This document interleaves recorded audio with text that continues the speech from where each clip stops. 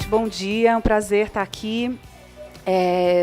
Trabalho no Instituto, meu nome é Cristina, eu trabalho no Instituto já há alguns anos, em vários programas, em várias funções.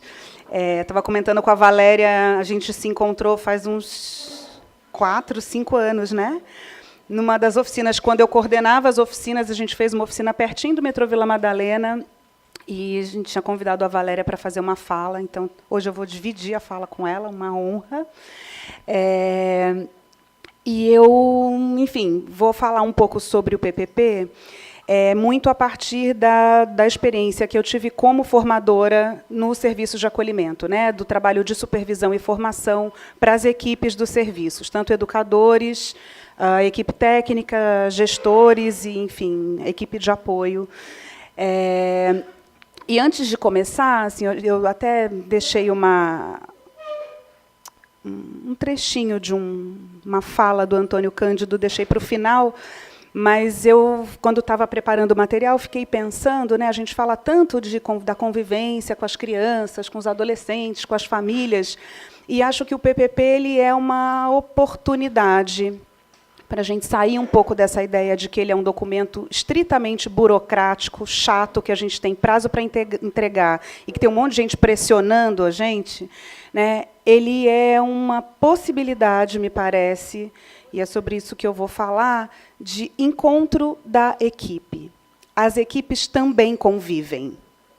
Melhor, pior, né, com mais conflito, com menos conflito, mas a gente tem um espaço de convivência e de troca, quando é possível, né,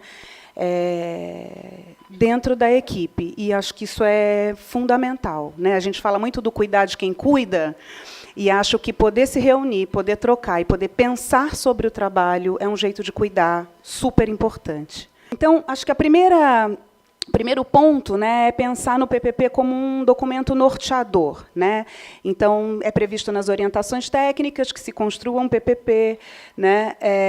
Então, ele tem, né, de acordo com esse documento, né, tem como objetivo garantir o atendimento adequado a crianças e adolescentes acolhidos. Não tem nenhuma novidade nisso que eu estou falando, né? Segundo, ele vai orientar a proposta de funcionamento do serviço como um todo. Então, o funcionamento interno, da rede local, da relação com as famílias e com a comunidade. Ele deve ser elaborado coletivamente, envolvendo toda a equipe, os acolhidos e suas famílias. Ele deve ser implantado, avaliado e aprimorado na prática cotidiana. Então, apesar de muito óbvio tudo isso que eu estou falando, e muito conhecido e muito sabido, na prática a teoria é outra. Né? Quer dizer, como é que a gente, né, vai lidando, especialmente com a ideia de tempo dentro do acolhimento? Qual é o tempo que uma equipe tem, ou precisa ter, ou se dispõe a parar para olhar para isso? Né? Porque olhar para o PPP não é olhar um documento, é olhar o próprio trabalho. Né? Quando a gente para escrever um PPP ou para revisar um PPP, né, porque às vezes a gente acha assim, eu já escrevi um documento super bacana, tive uma assessoria, putz, mas ano que vem eu tenho que escrever de novo, então eu recorto e colo e copio e mando, só muda o quadro de funcionários, né? Quer dizer, o que muda? Então, o que significa garantir atendimento adequado? Né? O que significa isso? Né? Qual é a proposta que a gente tem para funcionar, ou seja, para atuar dentro da proteção especial? O que significa proteger dentro do serviço de acolhimento? Né? Essa é uma questão que, eu vou antecipar um pouquinho dos slides, mas assim, essa é uma questão que eu costumava fazer. Teve algumas equipes que eu acompanhei durante 3 ou 4 anos, e um ano a gente se dedicou só a trabalhar com PPP. Né? Então, uma das perguntas que eu fazia o que significa, já que a gente trabalha na proteção especial, o que é proteger? E cada um responde uma coisa completamente diferente. Ou seja, na minha atuação, né, ou eu vou atuar obedecendo, entre aspas, o que o coordenador ou a equipe técnica orienta, ou eu vou atuar sabendo por que eu estou fazendo aquilo. Né?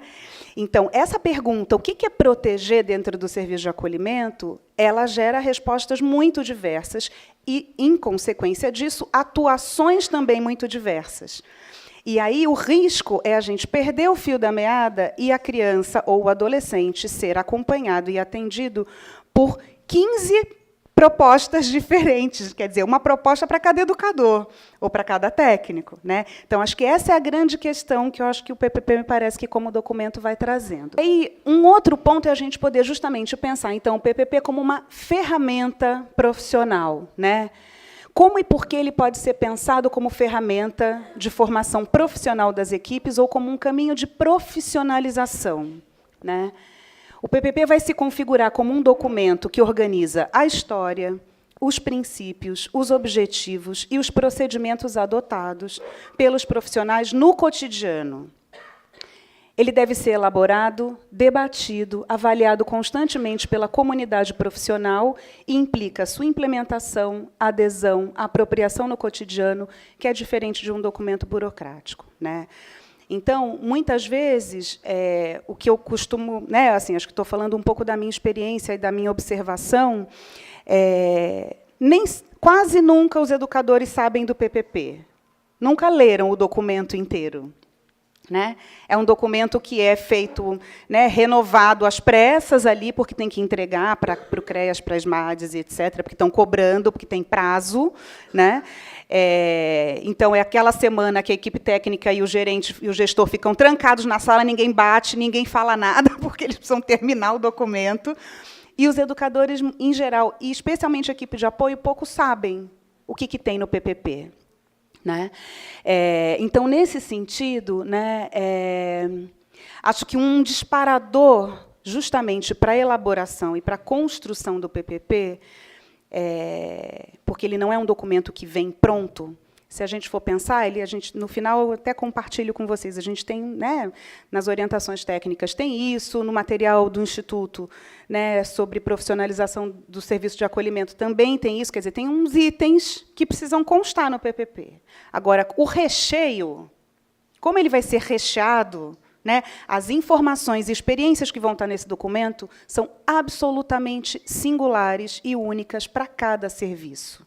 Então, não adianta copiar e colar do colega que está bonito, né, do vizinho, porque se a gente faz isso, a gente reforça a ideia de que ele é um documento simplesmente burocrático para prestar contas, né, e a gente perde justamente essa possibilidade de colocar a nossa cara no PPP, porque o PPP precisa revelar, de algum jeito, a nossa prática, o nosso cotidiano, a nossa experiência.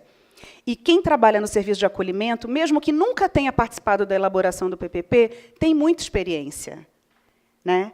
E o PPP, nesse sentido, à medida em que essas experiências podem compor esse documento, eu, como educador, como apoio, como técnico, como gestor, tenho muito mais propriedade para falar do meu trabalho, porque ele é parte de um documento que diz o que esse serviço faz, o que esse serviço propõe, né?